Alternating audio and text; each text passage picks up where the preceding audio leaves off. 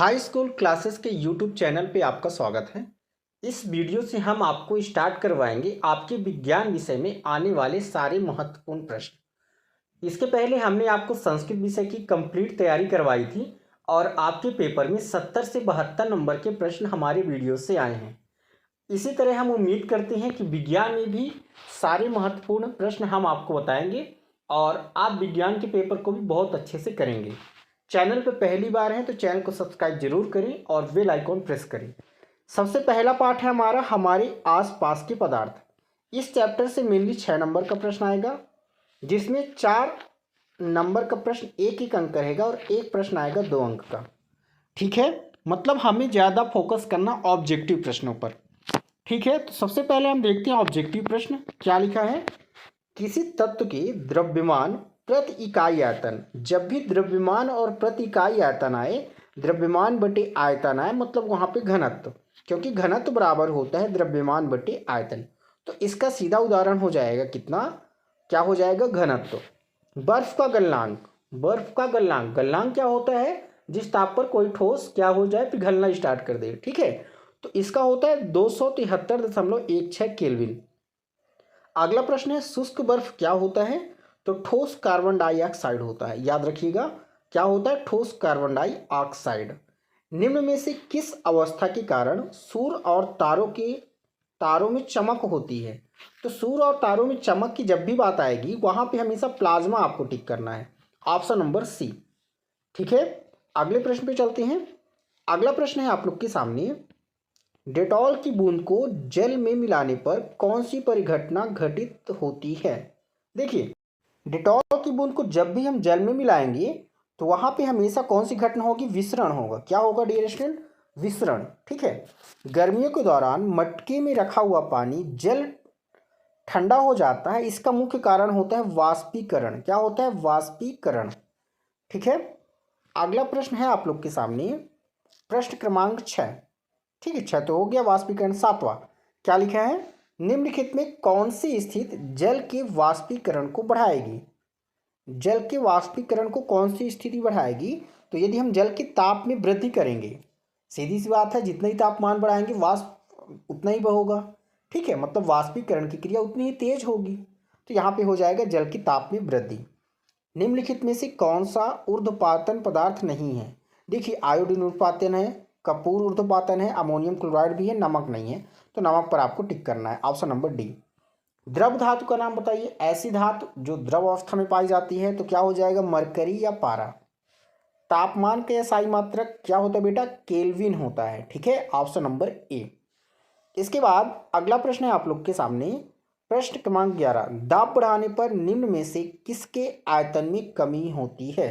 दाब हम बढ़ाएंगे तो चाहे ठोस हो, चाहे द्रव हो, चाहे गैस, तीनों के आयतन में कमी होगी, मतलब ऑप्शन नंबर डी आपका करेक्ट हो जाएगा।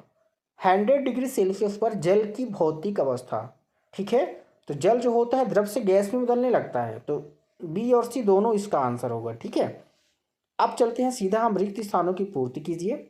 क्या लिखा हुआ आप लोग के सामने देखिए, सारे प्रश्न आपके एग्जाम में आए हुए आप देख सकते हैं। भारत के प्राचीन दार्शनिकों ने पदार्थ को कितनी अवस्थाओं में, 5 कितनी अवस्थाओं में वर्गीकृत किया था, तो मुख्यतः 5 अवस्थाओं में वर्गीकृत किया था। ठीक है, आयतन मापने का साधारण मात्रक क्या होता है, तो लीटर। क्या लिखना है आपको, लीटर लिखना है। तापमान बढ़ाने पर कणों की गतिज ऊर्जा, देखो हम जितना ही तापमान बढ़ाएंगे, गतिज ऊर्जा मतलब गति के कारण, तो गति तेजी से होगी, मतलब गतिज ऊर्जा क्या होगी, बढ़ती है। तो आपको क्या लिखना है यहाँ पे, गतिज ऊर्जा बढ़ती है। ठीक है, अगला है ठोसों की अपेक्षा द्रवों में विसरण की दर। ठीक है, ठोसों में विसरण की दर क्या होती है, अधिक होती है।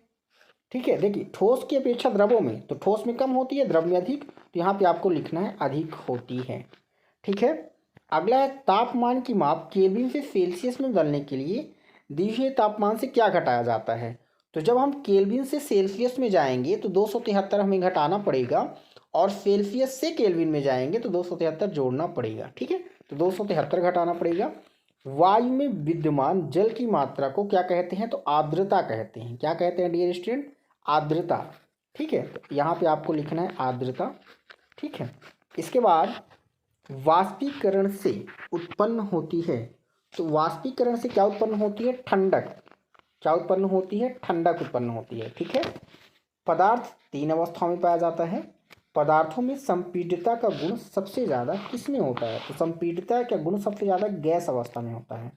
ठीक है। इसके बाद देखिए सारे प्रश्न आपके एग्जाम में आए हुए हैं। अगला प्रश्न है आपका प्रश्न क्रमांक 10। 25 डिग्री सेल्सियस पर जल की भौतिक अवस्था कितनी होती है? क्या होती है? तो द्रव होती है। किस प्रक्रम में गैसीय पदार्थ सीधे ठोस अवस्था में आ जाते हैं? तो ऊर्ध्वपातन। ठीक है, याद रखिएगा। इसके बाद चलते हैं सत्य असत्य, देख लीजिए क्या लिखा हुआ है। पहला क्वेश्चन है, ठोसों एवं द्रवों की तुलना में गैसों में संपीड्यता काफ़ी अधिक होती है। सही है। ठीक है। द्रवों में निश्चित आयतन एवं निश्चित आकार होता है। द्रव जैसे वाटर हो गया आपका, तो इसका आयतन तो निश्चित होगा लेकिन आकार निश्चित नहीं होगा। ठीक है, अनिश्चित होगा, तो जिस वजह से असत्य हो जाएगा। आजकल वाहनों में ईंधन के रूप में संपीड़ित प्राकृतिक गैस सीएनजी का उपयोग किया जाता है। बिल्कुल सही बात है, सीएनजी का उपयोग हो रहा है। पदार्थ की अवस्था में परिवर्तन ताप एवं दाब में परिवर्तन से नहीं किया जा सकता। ये भी क्या है? असत्य है। पदार्थ की अवस्थाएं अंतः परिवर्तित करती हैं, मतलब एक अवस्था से दूसरे अवस्था में परिवर्तन किया जा सकता है। ठीक है, तो ये क्या हो जाएगा? असत्य सत्य हो जाएगा। अणुओं के बीच स्थान ठोसों में अधिकतम होता है, नहीं होता, गैसों में होता है, जिस वजह से ये असत्य।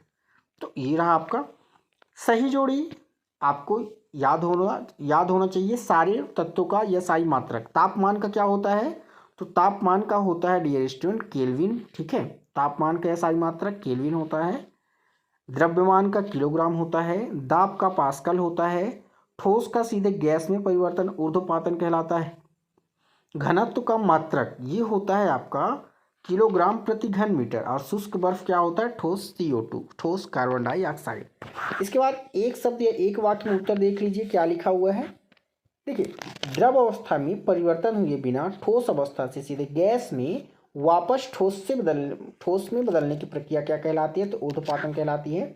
हमारे आसपास द्रव कितनी अवस्थाओं में पाया जाता है? तो 3 अवस्थाओं में। ठीक है, ठोस, द्रव्य, गैस।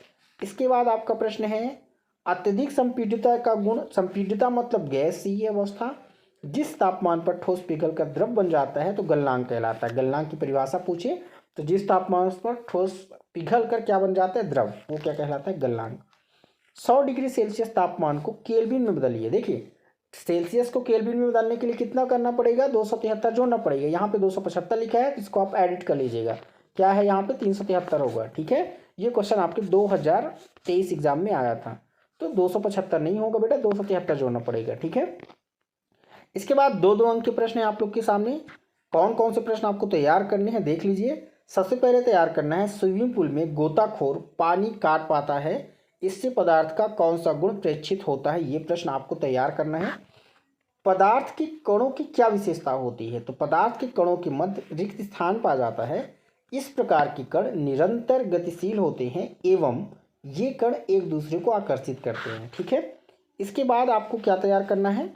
देखिए, निम्नलिखित तापमान पर जल की भौतिक अवस्था क्या होगी? तो अवस्था याद करना है आपको। ठीक है, कितने डिग्री पर ठोस होगा, कितने पे द्रव होगा, कितने में गैस होगा। इसके बाद मेन जो क्वेश्चन आता है, तापमान को सेल्सियस इकाई में बदलिए। केल्विन को किस में बदलना है? सेल्सियस में। तो केल्विन से सेल्सियस में जाने के लिए 273 घटाना पड़ता है। ठीक है, तो क्या हो जाएगा? देखिए कितना केल्विन है, 300 केल्विन, 273 घटा देंगे तो कितना हो जाएगा आपका? 27 डिग्री सेल्सियस। ठीक है। इसी तरह यहाँ पे 573 है, किस में बदलना है? डिग्री सेल्सियस में। तो 273 घटा देंगे तो कितना आ जाएगा? 300 आ जाएगा। ठीक है। इसका अपोजिट यदि आपसे पूछ दे, क्या पूछ दे एग्जाम में, तापमान को केल्विन इकाई में बदलिए। सेल्सियस से केल्विन में जाना है, मतलब 273 जोड़ना है, तो सीधा सा सभी में 273 जोड़ दीजिए, देख लीजिए आंसर आ जाएगा। ठीक है, कैलकुलेशन तो आपसे आती होगी जोड़ घटाना, है ना। तो ये हो गया। इसके बाद जो आपको मेन परिभाषाएं याद करनी है वो कौन कौन सी है? देखिए, पदार्थ की गुप्त ऊष्मा से आप क्या समझते हैं? तो वाष्पीकरण की गुप्त ऊष्मा ताप की वह मात्रा होती है जो 1 किलोग्राम द्रव को वायुमंडलीय दाब और द्रव के क्वथनांक पर गैसीय अवस्था में परिवर्तन करने हेतु प्रयोग होता है। ठीक है, ये तैयार करना है। संगलन की प्रसूत ऊष्मा क्या है? इसको भी रेडी करना है। इसके बाद आपको डियर स्टूडेंट वाष्पन क्या होता है? ठीक है, मोस्ट इंपॉर्टेंट। तो किसी द्रव का उसके क्वथनांक से नीचे तापमान पर स्वतः ही वाष्प में बदलने की घटना वाष्पन कहलाती है। ये आपको याद करना है। इसके बाद ऊर्ध्वपातन, ठोस को गर्म करने पर सीधा गैस में बदल जाना क्या कहलाता है? ऊर्ध्वपातन कहलाता है, जैसे कपूर और नौसागर। तो वेरी वेरी इंपॉर्टेंट प्रश्न है ये।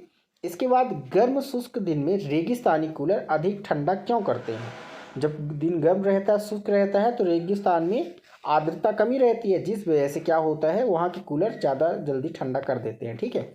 गलनांक की परिभाषा पूछे तो आपको याद कर लेना है, वह स्थिर ताप जिस पर गर्म करने से ठोस पदार्थ द्रव अवस्था में परिवर्तित होता है, उसे क्या कहते हैं? गलनांक। ठीक है। और मेन जो आपके क्वेश्चन आता है, गलनांक एवं क्वथनांक में अंतर, तो पहले तो आपको दोनों की परिभाषा लिख देनी है। गलनांक क्या होता है? ठोस से द्रव में बदलना। क्वथनांक क्या होता है? जिस पर पदार्थ द्रव अवस्था से गैस अवस्था में परिवर्तित होने लगता है, वो क्या होता है? उसका क्वथनांक। ठीक है। दाब बढ़ाने पर घटता है, दाब बढ़ाने पर बढ़ता है, अशुद्धि मिलाने पर कम होता है, अशुद्धि मिलाने पर अधिक होता है। ठीक है। इस तरह से आपको देख लेना है। और इसके बाद इसमें से जो मेन, इनको भी आप देख लीजिएगा यदि आ जाए तो। जैसे गर्मियों में हमें सूती वस्त्र क्यों पहननी चाहिए? उबलते हुए जल अथवा भाप में जलन की तीव्रता किस में अधिक महसूस होती है? ठीक है। इसके बाद कुछ परिभाषाएं हैं डियर स्टूडेंट, जैसे ठोस के सामान्य गुण लिखिए, ये आपसे याद होना चाहिए। ठीक है। और इसके बाद देखिए आपको क्या पढ़ना है, दो दो अंतर तैयार कर लेने हैं। ठोस, द्रव और गैस में क्या क्या अंतर होते हैं, और इनके गुण, जैसे दृढ़ता क्या है, संपीड्यता क्या है, तरलता। तो बहुत छोटी छोटी परिभाषाएं हैं। दृढ़ता मतलब उसका आकार जो ठोस होता है। ठीक है। क्या लिखा है? वह गुण जो बाहरी बल के विरुद्ध उसके आकार में बनाए रखता है, दृढ़ता कहलाता है। संपीड्यता क्या होता है? रिक्त स्थान को दाब के द्वारा घटाया जाता है, यह गुण संपीड्यता कहलाता है। पदार्थ का बहने का गुण तरलता कहलाता है। ठीक है। इसके बाद आपको तो क्या तैयार करना है, देखिए बस। तो आपके फर्स्ट चैप्टर से केवल इतने क्वेश्चन हैं। ठीक है। गतिज ऊर्जा भी देख लीजिएगा। गतिज ऊर्जा क्या होती है? गति के कारण निहित 1/2 mv इसका फार्मूला होता है। घनत्व तो क्या होता है? द्रव्यमान बटे आयतन, मैंने आपको पहले ही बता चुका। तो डियर स्टूडेंट, आपको केवल फर्स्ट चैप्टर से इतने प्रश्न तैयार करने हैं। डेफिनेटली आप 6 में 6 मार्क्स लाएंगे, चाहे आप किसी भी सेट का पेपर पाएँ, ABCDEF। ठीक है। तो चैनल पर पहली बार है तो चैनल को सब्सक्राइब जरूर करें। हम आपको सारे चैप्टर्स के इंपॉर्टेंट क्वेश्चन आंसर प्रोवाइड कराएंगे। ठीक है। एक्सप्लेनेशन का टाइम नहीं है बेटा, एक्सप्लेन करने में मैं एक क्वेश्चन को एक्सप्लेन करूं तो कम से कम 8 से 10 मिनट लगेगा। ठीक है। तो इंपॉर्टेंट क्वेश्चन मैं थोड़ा थोड़ा समझा दिया करूंगा। सारे वीडियो आप देख लीजिए। डेफिनेटली विज्ञान में आप 75 नंबर ला सकते हैं। चैनल पर पहली बार है तो सब्सक्राइब जरूर करें और ज़्यादा से ज़्यादा शेयर करें। धन्यवाद।